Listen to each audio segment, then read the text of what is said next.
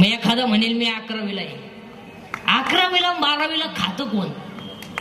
आणि तुला काय कळत एक वाजेला जाऊन आत्ता शिका 11वीला गेला टोन घेतो तू प्राध्यापकाची टिंगल करतो, त्याला 1.5 लाख पेमेंट आहे, तुला एकच अंडरपॅन्ट आहे. चला देव देव देव महिला मंडळ गुरुवार संपले का? संपले का? मग काही वागण्या बिगण्यात फरक? बरं किती गुरुवारापैकी तुम्ही तुमच्या नवऱ्याच्या पाया पडले? नाही. मग का झकमार हे गुरुवार गेले का? अहो पार्वतीनं गुरुवार गेला, शंकर पिऊन आला, काय वेग त्याचा? पार्वतीचा दंग ओढला, दुर्गड भारी, शंकर म्हणतो लिंबू पीठ. काय 4 गुरुवार गर्दी, सासर उपाशी मारी ती.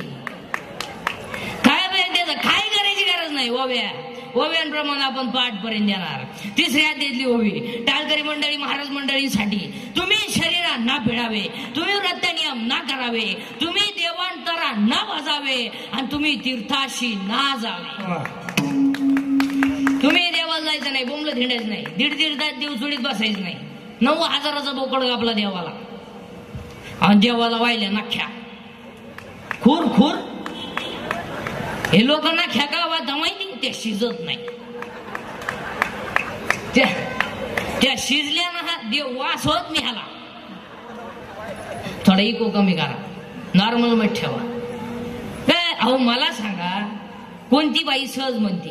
सहज आमच्या बाप्याचा बाप मेला लय फळ महादेव सहज म्हणते ती. त्यांना एवढं काही समजत नाही. एखाद्या मजुराच्या हिशोबामध्ये 2-4 रुपयाचा गोळ झाला का, ती मजुराला काय म्हणते? त्यांच्या वर ठेवू नका, ते एकदम भोळे. आतापर्यंत सगळ्या बाया म्हणल्या का महानवरा भोळा महादेवी, पण ह्या टोळीतला एखादा असा म्हणला का खमाय पपेची आहे भोळी महादेवी?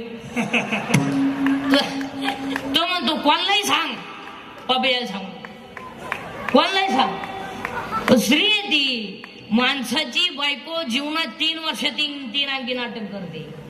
3 वर्षात 3 नाटक करते. 3 वर्षात 3 वाक्य बोलते. ऐका पहिलं वर्षात वाक्य. अहो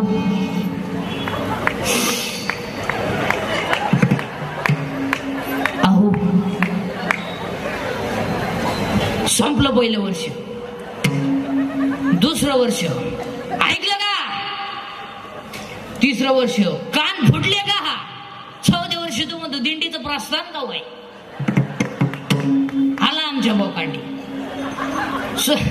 सुटका नाही. अभंगातले 2 मुद्दे संपले. तिसरा मुद्दा आज गायक होते म्हणजे मोठबाई बाई, शेतीमाले, महिला पुरुषी बचत गट बाई, अंगणवाडीचे बाई, सासरी उपाशी मारणारे बाया, कालीच्या पुरी, पळून जाणार पुरी, बापोलीचं दाखवणारे पुरी, बेवडे जुगारी बिगारी, पुढारी बिठारी. उद्या म्हणाय नको महानाव नाही घेतलं. मी कीर्तन महानाव नाही घेतलं. आज सर्वांच्या उपस्थितीमध्ये ज्यांच्यामुळे आज आपण एकत्रित आलो ते म्हणजे आमचे शशांक जैन. त्यांच्यासाठी एकदा सर्वांनी जोरदार टाळी वाजवायची की ज्यांनी राम महोत्सवानिमित्ताने, रामनवमी निमित्ताने, राम जन्मानिमित्ताने जो कार्यक्रम ठेवला आणि पुन्हा साधा नाही ठेवला, छोटी इंदुरीकरचा ठेवला. हो, सर्वांच्या उपस्थितीमध्ये आमच्या इकडे पेटी मास्तर आहे, इकडे आमचे राजगुरू पेटी मास्तर आहे, इकडे आमचे मामा आलेत, इकडे आमचे काका, इकडे आमचे विनेकरी बाबा, इकडे सर्व महिला मंडळ, इकडे सर्व वारकरी मंडळी, महाराज मंडळी, इकडे आमचे साहेब आलेत. एकदा त्यांच्यासाठी टाळी वाजवा.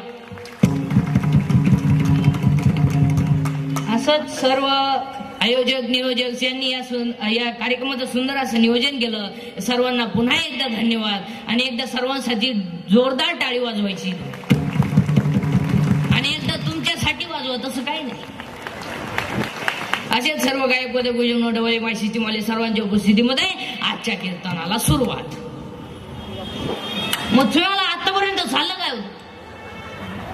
आतापर्यंत फक्त 2च गोष्टी झाल्या. ज्ञानच देव आहे, देवच ज्ञान आहे, आणि चिंता करायची नाही. आता माझं कीर्तन ठुलं म्हणले होते माणसाला 100 वर्ष भेव नाही. माझं कीर्तन जर वास्तुशांतीला ठुलं तर वर्षात 2रा बांगला होतोय. माझं कीर्तन जर दुकानच्या उद्घाटनाला ठुलं तर वर्षात दुसरं दुकान होतंय, आणि माझं कीर्तन जर लग्नात ठुलं हा विनोद नाही महाराज. हो, एक वाक्य सांगा, जी माणसं स्वतःसाठी जगतात ती जिवंत असून मेलेली असतात, पण जी दुसऱ्यांसाठी जगतात ती कधी मरत नसतात. आणि देव ह्या कालाची एक गोष्ट देतो, दुसऱ्याला ती गोष्ट देत नाही. या जगात अनेक भाषण करणार झाले, माहीत तुटूसदोर भाषण करणार झाले, पण स्वर्गीय श्री बाळासाहेब ठाकरे नंतर भाषणाची लकाप कोणाला जमली नाही. ते राजकारण हा विषय आपला नाही महाराज, ते सोडून द्या, पण व्यक्तीला मानायलाच पाहिजे. तसं भाषण नाही, तसे कपडे घालतील लोक, भाषण नाही. ते भाषण हे आता काय भाषण करते, आता भाषण लय बरी आहे का गाव पुढाऱ्यांची. पुढच्या 26 जानेवारीला गावची अडपड पुढारी 4थीचे बरोबर इंग्रजाच्या गप्पा सांगितल्या. पोरं 1ली ते 4थी ते 1ली इंग्रजांनी देश धुतला. पोरं म्हणले धुतला, पण तुमच्या इतका नाही हो धुतला, तुम्ही म्हणजे पार चाटून हल्ला काय करता.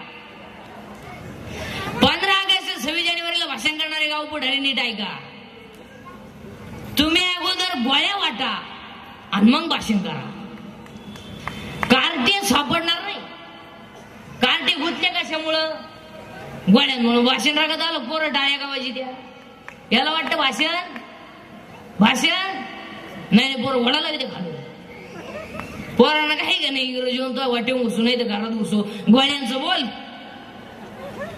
कारण पहिली ते 4थीच्या पोरांचा जो आनंद आहे ना महाराज, तो 15 ऑगस्ट 26 जानेवारीचा आहे ना, कवितेत आणि लेखनात वर्णन करता येणार नाही. असं तो आनंद वेगळा, तो शब्द सांगता येईल का नाही. सकाळी उठवायची गरज नाही हो, रात्री झोपतानाच कपडे लिस्तरी, सकाळी लवकर उठणार, मग ते भाषण ज्यानं गेला असून ते रात्रभर एकटं म्हणणार, भीतीला म्हणणार. महाराष्ट्राला शब्द सांगता येईल का नाही. 2च वाक्य भाषण राहते. अध्यक्ष माझे पूजन गुरुजन वर्ग, येथे जमलेले बंधू आणि भगिनींनो, मी तुम्हाला 26 जानेवारी 2 गोष्टी सांगणार आहे. मी छेडी घेणार नाही, मी शेंगा खाल्ल्या नाही. जय हिंद, जय महाराष्ट्र. पाठ म्हणजे पाठ करतात अक्षरात. महाराष्ट्र आनंद कवीलाही नाही, कवयित्रीलाही नाही, आणि कोणालाच नाही.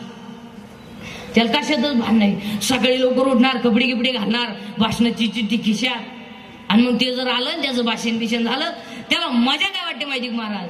मी 2 मिनिटं स्टेजवर जाणार आहे, 1, 2 मला गोळ्या मिळणार आहे, आणि 3 दुपारी सुट्टी मिळणार आहे. ही खटखटी त्याच्या डोक्यात. त्याला बाकी इंग्रजी हो काय हो, त्याला काय करायचं. इथं राष्ट्रगीत पाठ नाही, झेंड्याच उभा राहिला, झेंडा खाली घेऊन याला वर नेलं पाहिजे ना. काय हा विनोद नाही महाराज, हा विनोद नाही. आणि बसणाऱ्या माणसांना पाया पडून सांगतो, हसत जा, गॅरंटी नाही. हसत जा, हसत जा. हसणे ईश्वराने दिलेली देणगी आहे. आणि जी माणसं मोठ्याने असतात ती सज्जन असतात, आणि जी गालात असतात प्युअर मुख्य माझाची असतात. हो, जी माणसं मोठ्याने बोलतात ती आतून बाहेरून निर्मळ असतात, पण जे हळूच बोलतात लफडेबाज असतात. हो, जी माणसं तब्येतीत जास्त असतात ती डोक्यात कमी असते. म्हणजे ज्या भैमुंगाला पाला जास्त असतो त्याला शेंगा कमी असतात. हो, असं जा, असणे ईश्वराने दिलेली देणगी आहे. शेवटी आता शहरांमध्ये हास्य क्लब निघली. हास्य क्लब आहे म्हातारण्याचं ना सुना नाही, म्हातारा न्यायचा हो, म्हातारी न्यायची. अरे आजच्या अभंगात नामदेवराय नियम करतात काय,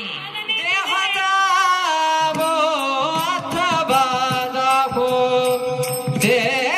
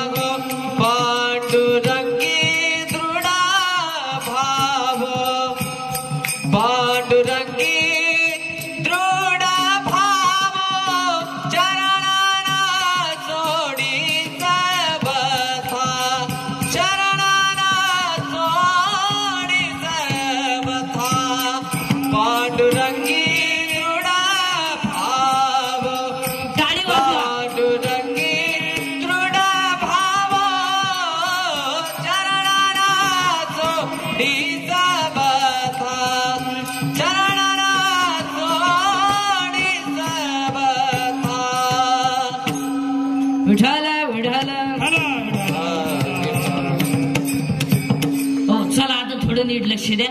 आता आपले एक दोन संकल्प करायचे. तुम्ही पटलं तर हा म्हणा, नाही पटलं तर नाही म्हणा. पण चांगलं सांगणं माझं काम आहे. पण नुसती कीर्तन ऐकू नका महाराजा. आता आमचं झालं सांगायचं धंदा, तुमचं झालं ऐकायचं धंदा. हो आम्ही निघालो पैसे कमाय, तुम्ही लागले जमिनी काय. हो आपण पेपरला आलेली बातमी सकाळी आली का संध्याकाळी वाचत नाही. चला आता आपल्याला एक दोन संकल्प करायचे. तुम्ही पटलं तर हा म्हणा, नाही पटलं तर नाही म्हणा. पण चांगलं सांगणं माझं काम आहे. चला आपला एखादा माणूस मेला की आपण त्याला जाळतो. जाळल्यानंतर आपण काय करतो, त्याची जी राख आहे ती दुसऱ्या दिवशी नदीत टाकतो. तर आजपासून असा संकल्प करायचा की ती राख नदीत नाही टाकायची, घरी घेऊन या टोकरीमध्ये भरून घरी घेऊन या आणि शेतामध्ये एक खड्डा घ्या आणि त्या खड्ड्यामध्ये ती राख टाका आणि त्या व्यक्तीची आठवण म्हणून त्याच्यावर एक झाड लावा. सगळ्यात कल्याणाचं काम.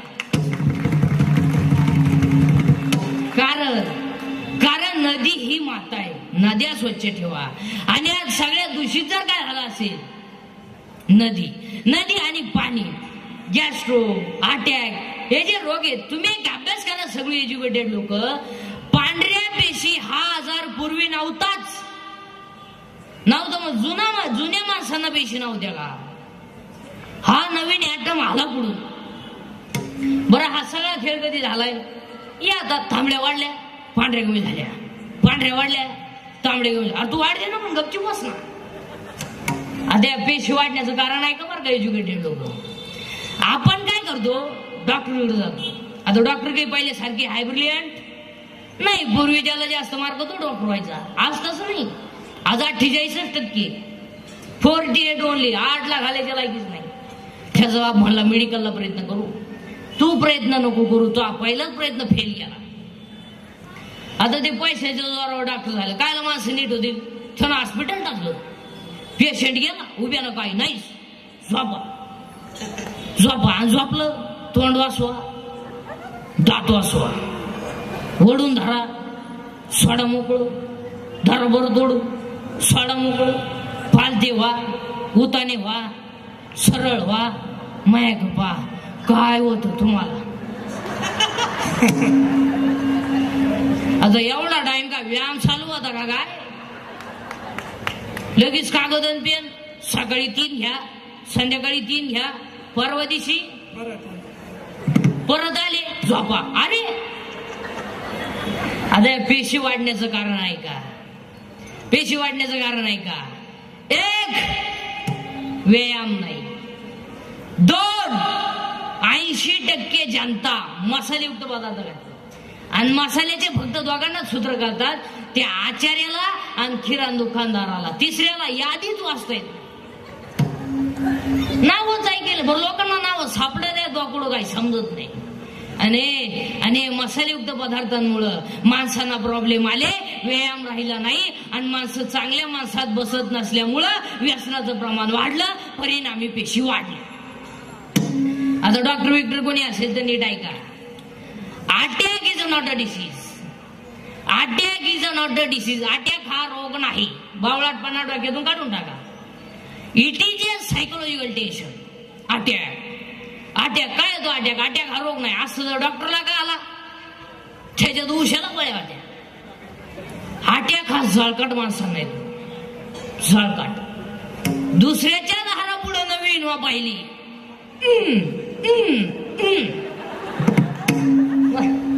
मग बाकीची मुली पाहुण्याची जिजायला हे मिळालं ना.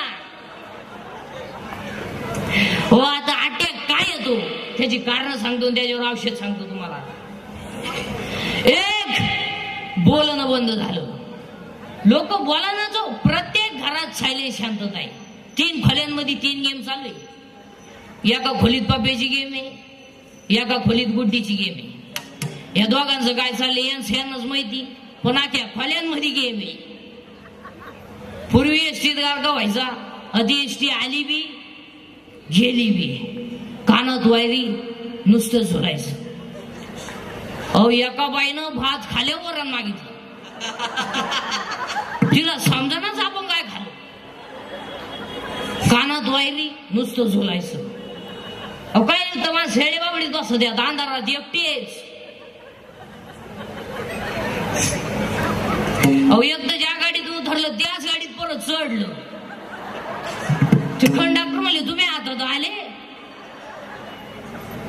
कानात वायरी नुसतं झोलायचं. अहो काय ते यश बसले कंडक्टर 10 मिनिटं त्याच्या पुढे होता तिकीट काढाय. थोडी तिकीटच काढीन हलतच होता. त्याला कान फटीतच ठेवून दिली. सावध झालं. अहो एकदा गायचं दूध काढाय गेलं कानात वायरी. मग बादली तो न्याव का नाही. आखं दूध खाली गेलं. अहो एकदा लघवीला गेला फोन आला. मग चेन तर खोला का नाही. चेन सुद्धा खोली